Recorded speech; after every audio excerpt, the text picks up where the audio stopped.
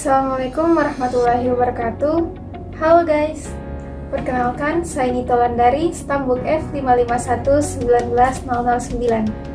Saya berasal dari kelas A pada mata kuliah Sistem Informasi Geografis di program studi S1 Teknik Informatika, jurusan Teknologi Informasi, Fakultas Teknik Universitas Tadulako. Baik, pada video kali ini saya akan menjelaskan mengenai materi pada pertemuan 1 dan 2 dari mata kuliah Sistem Informasi Geografis 2. Langsung saja, pada pertemuan pertama atau pertemuan 1, di sini membahas mengenai pengantar dari Sistem Informasi Geografis 2 serta review dari materi pada Sistem Informasi Geografis 1. Oke, di sini ada pengertian GIS. GIS atau Sistem Informasi Geografis merupakan suatu komponen yang di dalamnya terdiri dari perangkat keras atau hardware, perangkat lunak atau software, data geografis, serta sumber daya manusia yang bekerja sama secara efektif untuk memasukkan, menyimpan, memperbaiki, memperbaharui, mengelola, memanipulasi, mengintegrasikan, menganalisa, dan menampilkan data dalam suatu informasi berbasis geografis atau berbasis komputer. Lanjut, di sini ada manfaat GIS dalam berbagai bidang. Di sini saya memberikan 8 contoh dalam 8 bidang. Yang pertama yaitu inventarisasi SDA, di mana inventarisasi SDA ini berfungsi untuk mengetahui persebaran dari sumber daya alam itu di mana saja. Kita bisa tahu persebaran SDA itu dari peta-peta yang kita masukkan ke dalam GIS ini. Lanjut, ada perencanaan pola pembangunan. Di sini kita bisa tahu pembangunan dari misalnya kantor-kantor yang akan dibangun di suatu daerah. Kita bisa tahu letak-letaknya itu bagaimana agar pola pembangunannya ini bisa menjadi rapi dan tertata. Untuk sosial ini, kita bisa mengetahui persebaran penduduk dan sebagainya sehingga tidak terjadi penumpukan penduduk di satu daerah.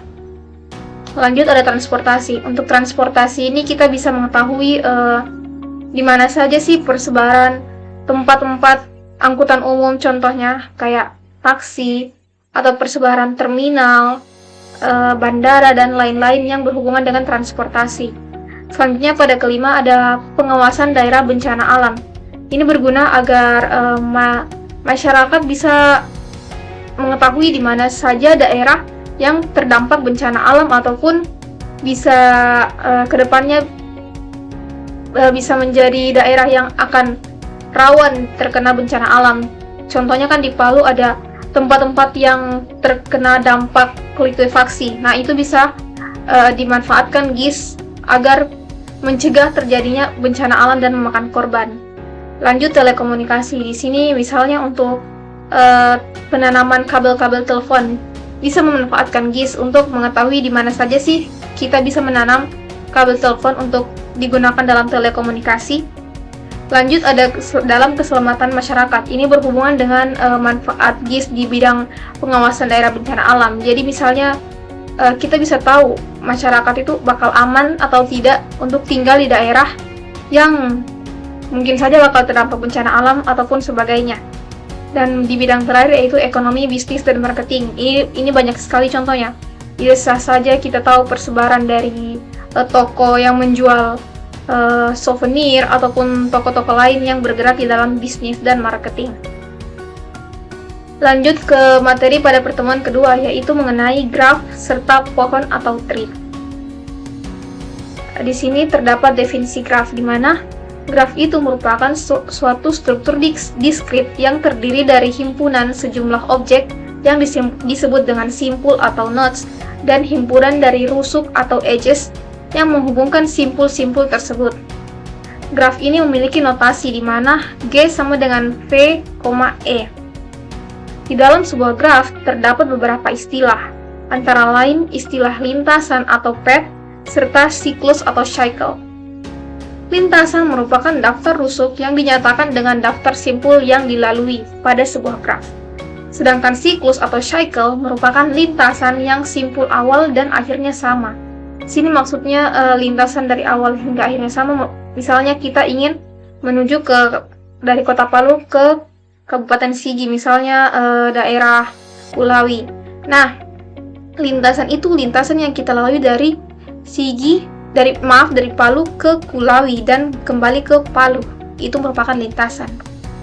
Lanjut, di sini ada jenis-jenis graf, yaitu terdiri dari 3. Yang pertama yaitu graf berarah, di mana graf ini dia memiliki arah ataupun tanda panah, digambarkan dengan tanda panah. Lalu ada graf tak berarah, di mana tidak ada tanda panah, dan graf kosong, yaitu graf yang tidak memiliki lintasan. Nah, di sini ada contoh-contoh graf. Yang pertama ini merupakan graf berarah, karena di sini dia terdapat tanda panah yang mengarahkan dari A menuju B, lalu dari B menuju C dengan diarahkan dengan tanda panah. Yang ini merupakan graf tidak berarah. Di sini juga merupakan graf berarah karena dia memiliki tanda panah, misalnya dari A ke C dan B ke D.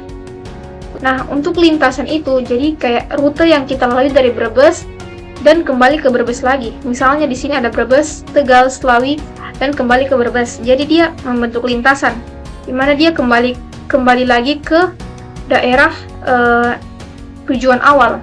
Kan di sini dijelaskan bahwa lintasan itu yang memiliki simpul awal dan akhirnya sama. Jadi lintasan itu kayak Brebes, Tegal, Slawi ke Brebes kembali. Itu merupakan lintasan. Lanjut ke jenis-jenis graf. Yang pertama ada graf sederhana, yaitu graf yang tidak berarah, yang di dalamnya tidak mengandung gelang maupun sisi ganda.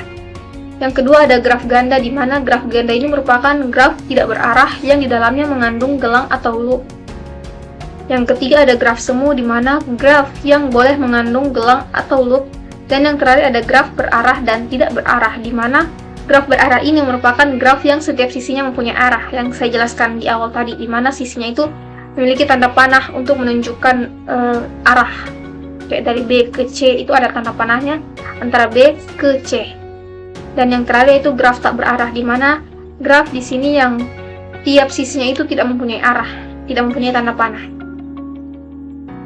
Lanjut ke pengertian hutan, pohon, serta jenis-jenis pohon, di mana pohon ini merupakan salah satu jenis graf. Yang pertama ada hutan atau forest, di mana hutan atau forest ini merupakan kumpulan pohon yang merupakan graf tidak terhubung dan tidak mengandung sirkuit di dalamnya. Sedangkan pohon merupakan graf tak berarah yang terhubung dan tidak mengandung sirkuit di dalamnya. Bisa disimpulkan bahwa hutan ini merupakan kumpulan dari berbagai pohon. Jadi kayak misalnya ada 1, 2, atau misalnya ada 3 pohon. Nah, 3 pohon ini jika digabung dia akan menjadi sebuah hutan. Lanjut ke pengertian dari pohon rentangan atau spanning tree. Merupakan suatu subgraf dari graf yang mengandung semua simpul. Lanjut ke pohon berakar atau rooted tree, di mana pohon berakar ini merupakan pohon yang buah simpulnya diperlakukan sebagai akar dan sisi-sisinya diberi arah sehingga menjadi graf berarah. Dan terakhir ada pohon biner atau binary tree, merupakan pohon berakar yang setiap titiknya memiliki paling banyak 2 anak, di mana setiap anak itu ditunjuk sebagai anak kiri maupun anak kanan. Lanjut ke terminologi dari pohon berakar, di mana pohon berakar ini memiliki banyak terminologi. Yang pertama yaitu anak atau child ataupun children. Child ini bila dia hanya memiliki 1 anak, dan children bila dia memiliki banyak anak. Dan orang tua atau parent. Lalu ada lintasan atau pet, ada saudara kandung atau sibling, ada upah pohon atau subtree, ada derajat atau degree, ada daun atau leaf, ada simpul dalam atau internal nodes, ada aras ataupun level maupun tingkat, dan yang terakhir ada tinggi atau height ataupun kedalaman atau depth.